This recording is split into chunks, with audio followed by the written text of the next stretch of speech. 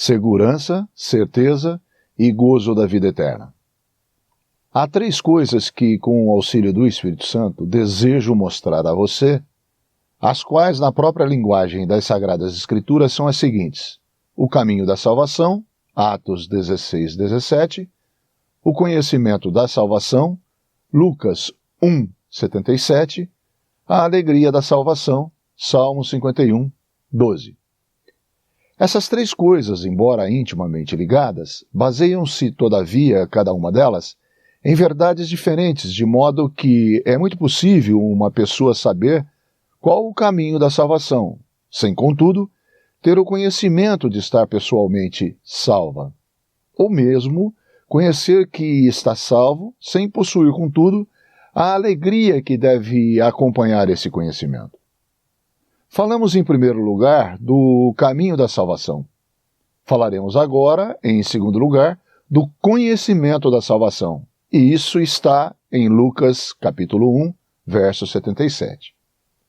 Antes, porém, de procurarmos o versículo que você deve ler cuidadosamente, o qual nos ensina como um crente pode saber que tem a vida eterna, permita-me citá-lo de maneira errada, ou seja, da maneira que muitos parecem entendê-lo. Esses alegres sentimentos vos dou a fim de saberdes que tendes a vida eterna, a vós outros que credes em o nome do Filho de Deus. Compare agora isto com a bendita e inalterável palavra divina. E permita a Deus que você possa se firmar nela, rejeitando todos os pensamentos vãos. Ora, o versículo de que falei é o versículo 13 do capítulo 5 da primeira epístola de João, que na Bíblia, versão Almeida atualizada, está escrito assim: essas coisas vos escrevi, a fim de saberdes que tendes a vida eterna, a vós outros que credes em o nome do Filho de Deus. A história sagrada do Antigo Testamento nos relata um acontecimento que explica exatamente o modo pelo qual nós podemos ter a inabalável certeza da salvação de que o versículo acima nos fala. Esse acontecimento é a saída do povo de Israel da terra do Egito, o que lemos no capítulo 12 do livro de Êxodo. Como podiam os primogênitos do povo de Israel saber com toda a certeza que estavam seguros durante aquela terrível noite da Páscoa, quando Deus derramava sobre o Egito o seu tremendo castigo? Vamos supor que nos encontramos no Egito nessa solene ocasião e que visitamos 2 das casas dos israelitas.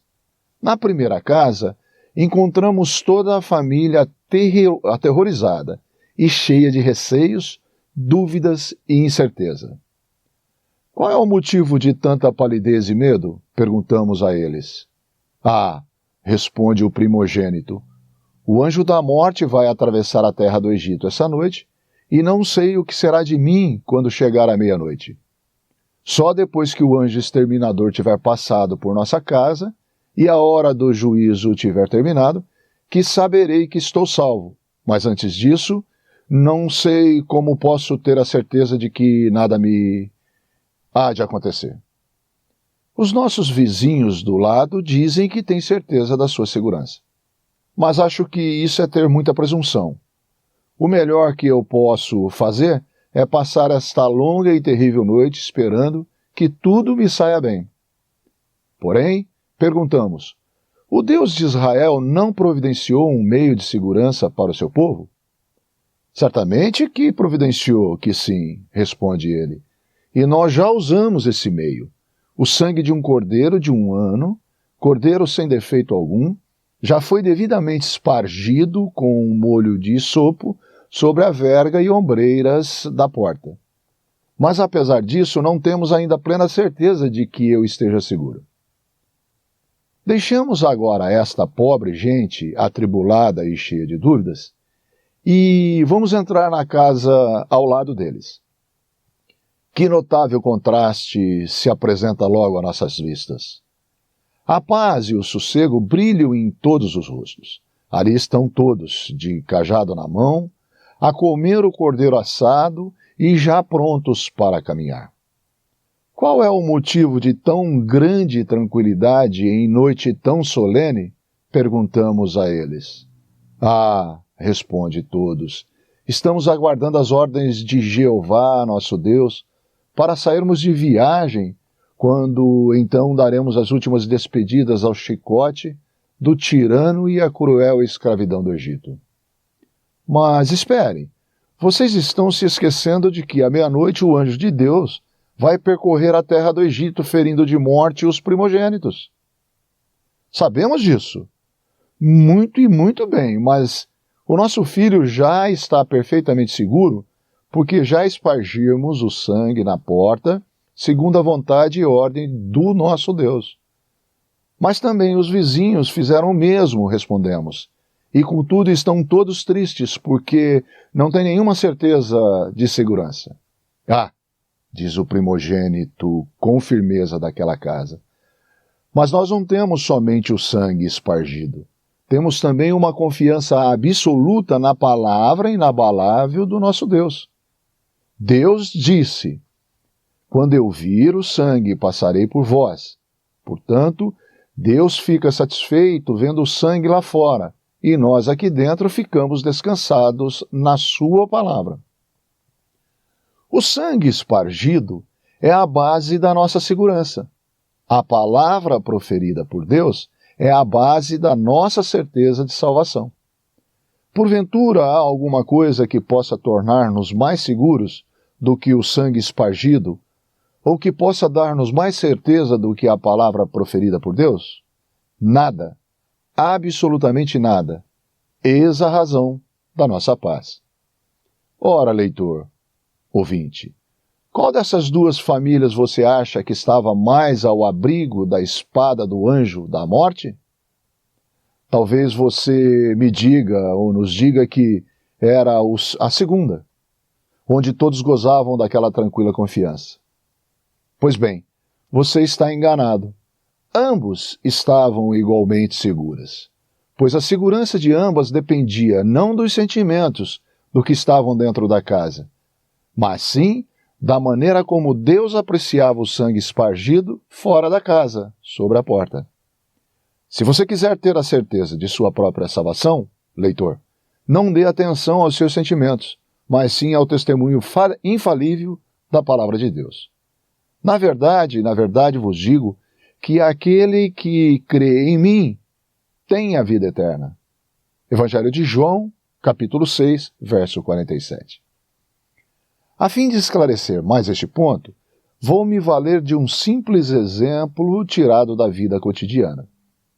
Certo lavrador, não tendo pastagem suficiente para o seu gado, e ouvindo dizer que uma bela pastagem próxima à sua casa está para alugar, comunica ao proprietário seu interesse em arrendá-la.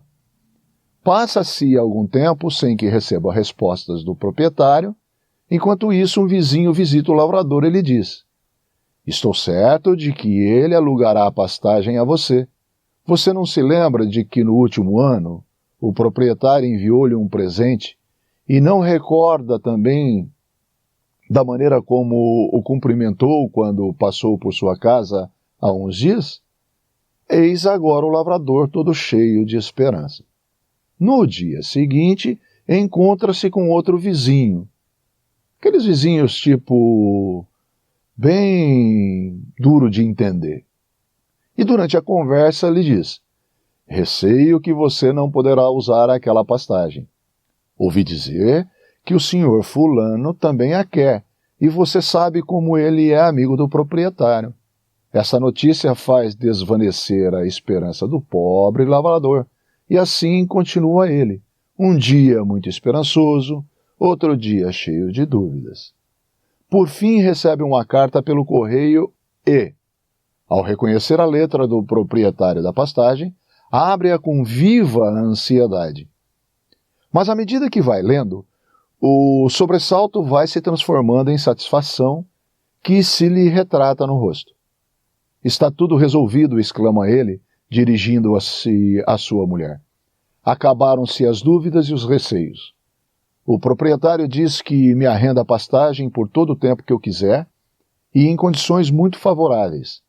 Isto me basta agora, já não me importa mais as opiniões, ou já não me importo mais com a opinião de ninguém, seja lá quem for. A palavra do proprietário assegura minha posse. Quantas pobres almas há por aí, às quais acontece o mesmo que acontece ao lavrador. Andam agitadas e perturbadas porque escutam as opiniões dos homens, ou se ocupam com os pensamentos e sentimentos dos seus próprios corações. Ao passo que, se com sinceridade recebesse a palavra de Deus como sendo a palavra de Deus, as dúvidas que os atribulam cederiam imediatamente seu lugar à certeza. As Escrituras dizem que aquele que crê está salvo e que aquele que não crê está condenado.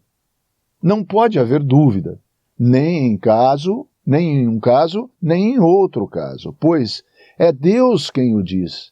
E para o crente de coração sincero, a palavra de Deus resolve tudo. Porventura diria ele, e não o faria?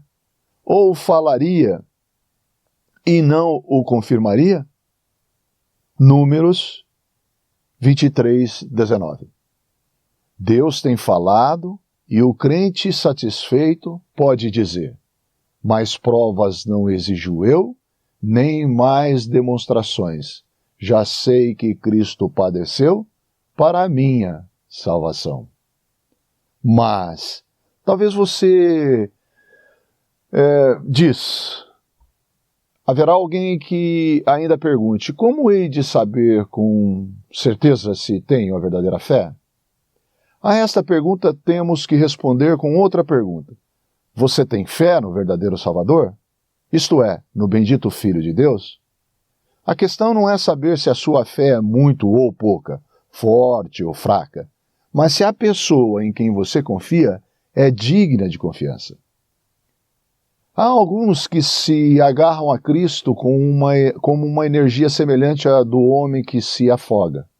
Há outros, porém, que apenas tocam, por assim dizer, na orla do seu vestido. Mas os primeiros não estão mais seguros do que os últimos. Todos fizeram a mesma descoberta. Isto é, que em si mesmo não há nada em que possa confiar, mas que podem, todavia, fiar-se seguramente em Cristo. Podem fiar-se tranquilamente na sua palavra e podem, portanto, descansar com toda a confiança na eterna eficácia da sua obra perfeita. É isso que se entende por crer nele, e é sua a promessa. Na verdade, vos digo que aquele que crê em mim tem a vida eterna. Evangelho de João, capítulo 6, 47. Portanto, cuidado, meu amigo, minha amiga, não ponha a sua confiança nas suas boas intenções, ou no seu arrependimento e penitências, ou em quaisquer outros atos religiosos, nem mesmo nos seus piedosos sentimentos, nem na educação moral que possa ter recebido, nem em quaisquer outras coisas semelhantes. É até possível que você confie firmemente em algumas dessas coisas ou em todas elas juntas, e contudo venha a perder-se eternamente. Porém, a fé em nosso Senhor Jesus Cristo, por mais fraca que seja, salva eternamente, ao passo que a fé em outras coisas ou pessoas qualquer, mesmo que seja forte, é apenas o fruto de um coração enganoso. Deus, no Evangelho, apresenta a você o Senhor Jesus Cristo e diz: este é o meu Filho amado, em quem me comprazo, em quem tenho prazer. Evangelho de Mateus, capítulo 3, verso 17. É como se Deus dissesse: ainda que você não possa confiar em si mesmo, pode contudo confiar sem nenhum receio em meu Filho Jesus.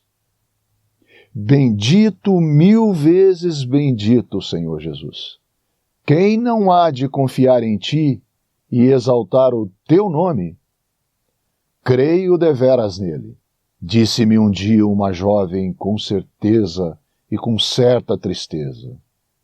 Todavia não me atrevo a dizer que estou salva, com o receio de dizer talvez uma mentira.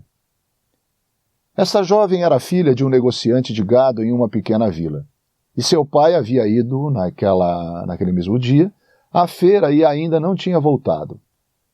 Digo, suponhamos agora, disse-lhe eu, que quando seu pai voltar, você lhe pergunte quantas ovelhas comprou hoje, e ele responda, 10. Suponhamos ainda que logo em seguida entre um freguês e lhe pergunte, quantas ovelhas seu pai comprou hoje? Porventura você responderia, não me atrevo a dizer, com receio de mentir. Nisto, a mãe da menina, que escutava a nossa conversa, disse com certa indignação, isso seria o mesmo que dizer que seu pai é mentiroso. Ora, querido leitor, você não percebe que essa menina, embora bem intencionada, estava realmente a fazer do Senhor Jesus um mentiroso? Quando dizia, eu acredito no Filho de Deus, porém não me atrevo a dizer que tenho a vida eterna, porque receio dizer talvez uma mentira. Que incredulidade, hein? Mas alguém poderá dizer, como posso ter a certeza de que realmente creio? Tenho me esforçado muitas vezes para crer e procurado ler no meu íntimo se o tenho conseguido.